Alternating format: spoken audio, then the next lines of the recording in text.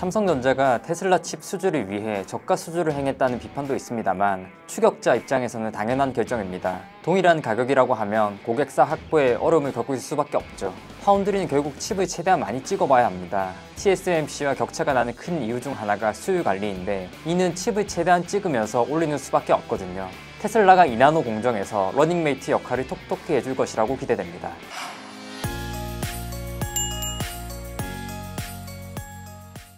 삼성전자의 비메모리 사업이 반등하는 분위기입니다. 엑시노스 2500 탑재부터 테슬라 AI6 칩 수주부터 다양한 소식이 이어지고 있는데요. 여기에 더해 차세대 HBM에서 성과를 낼 수 있을 거라는 기대감도 이어지고 있습니다. 다만 저가 수주를 했다는 좋지 못한 시선도 따라다닙니다. 이와 달리 최근까지 분위기가 좋았던 SK하이닉스는 기대감이 낮아지고 있습니다. HBM 경쟁 심화로 수익성이 떨어질 것이라는 이유인데요. 삼성전자와 A하이닉스의 최근 동향을 풀이해드리겠습니다. 더벨 산업이부 노태민입니다.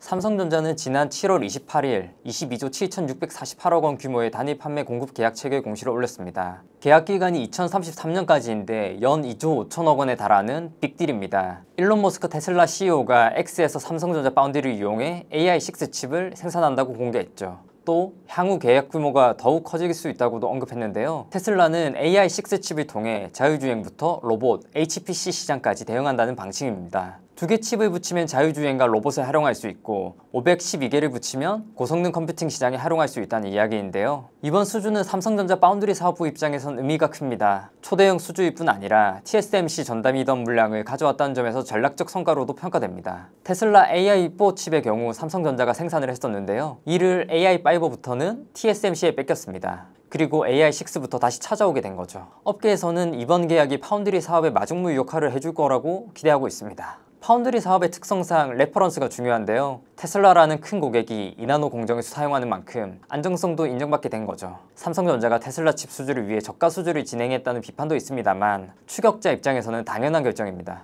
동일한 가격이라고 하면 고객사 확보에 어려움을 겪을 수밖에 없죠. 파운드리는 결국 칩을 최대한 많이 찍어봐야 합니다. 경쟁사인 TSMC와 격차가 나는 큰 이유 중 하나가 수요 관리인데 이는 칩을 최대한 찍어보면서 올리는 수밖에 없거든요. 테슬라가 2나노 공정에서 러닝메이트 역할을 톡톡히 해줄 것으로 기대됩니다. 파운드리 사업부의 다음 숙제는 퀄컴 AP 물량 확보입니다. 사실 퀄컴은 매해 삼성전자 파운드리 최선단 공정을 통해 제품 개발은 진행 중이지만 양산까지는 이어지지 못하고 있는 실정입니다. 다만 삼성전자 MX 사업부가 퀄컴의 최대 고객사인 만큼 파운드리 공정에서 성능과 안정성을 입증한다면 물량 확보도 가능할 것이라는 관측이 나옵니다. 또 다른 기대 요인은 F량 CIS입니다. 카메라 모듈에 들어가는 반도체로 그동안 F량 물량은 소니가 사실상 독점해왔는데요. 이번에 이 구도가 깨졌고 2026년부터 공급이 시작돼 아이폰 18 시리즈에 탑재될 것으로 예상됩니다. 삼성전자는 최근 글로벌 CIS 시장에서 옴니비전 등 중국 기업에 밀려 4위까지 추락했는데요. F량 CIS를 공급하게 되면서 이 순위를 다시 끌어올릴 수 있을 것으로 기대됩니다. 최근 목표 주가가 낮아지고 있는 SK하이닉스에 대해서도 이야기해보겠습니다. 분기 영업이익이 9조 2천억 원에 달하는 것을 감안하며 다소 이해하기 힘든 흐름입니다만 증거사 리포트는 민감하게 반응을 했습니다. 이번 달 초까지만 해도 SK하이닉스가 2027년 60조 이상 영업이익을 거둘 것으로 전망한다며 목표가 인상을 외치던 증거사들이 많았는데요. JP모건이나 맥커리가 대표적이죠. JP모건은 SK하이닉스가 2026년까지 HBM 기술 리더십을 유지할 것이라며 목표 주가를 기존 28만 5천 원에서 36만 원으로 높이기도 했었습니다. 맥커리도 마찬가지입니다. 2027년 SK하이닉스의 영업이익을 90조 7천억 원으로 예상하면서 목표 주가를 36만 원으로 올렸었습니다. 하지만 SK하이닉스 컨콜 이후 증권사 리포트들의 분위기가 바뀌었습니다. 특히 외국계 증권사들의 리포트들은 목표가를 대폭 낮췄습니다. 골드만삭스는 컨콜 이후 HBM에 대한 기대감이 과도하다며 목표가를 31만 원에서 30만 원으로 낮췄습니다. 시티증권은 2026년 HBM 공급 가잉이 예상된다며 목표 주가를 43만 원에서 38만 원으로 낮췄고요.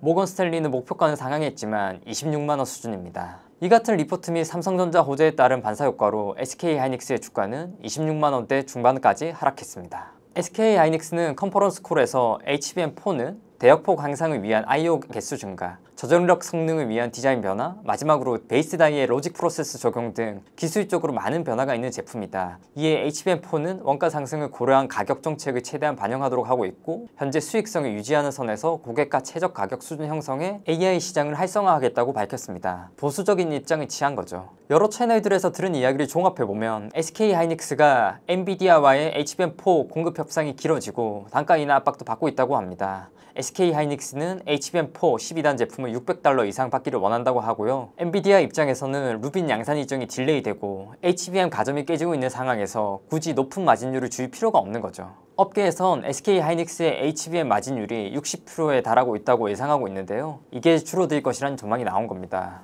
또 루빈 양산 일정이 딜레이되면 후발 주자인 삼성전자나 마이크론에게는 기회가 될 수밖에 없습니다. 또 이 두 기업은 막대한 캐파를 통해 HBM 점유율 확대를 노리고 있는 상황이고요. 마이크론은 미 정부의 지원을 받는 만큼 대규모 HBM 투자를 준비 중인 것으로 전해집니다. 물론 그럼에도 SK하이닉스가 HBM4 시장에서 리더십을 가져갈 것이라는 전망이 우세합니다. 엔비디아, 구글을 비롯한 대부분의 AI 반도체 업체들이 SK하이닉스의 HBM을 가장 선호하고 있는 상황이고요. 삼성전자 DS 부문이 회복 기류를 보이는 듯한데요. 특히 테슬라 수주권이 마중물 역할을 하면서 이를 발판으로 추가 성과를 이어가야 한다는 기대가 커지고 있습니다. HBM 쪽에서는 경쟁이 더욱 심화되는 분위기입니다. 공급 가행에 대한 우려까지 나오고 있고요. 앞으로도 시장 변화를 추적해 소식 전해드리겠습니다. 감사합니다.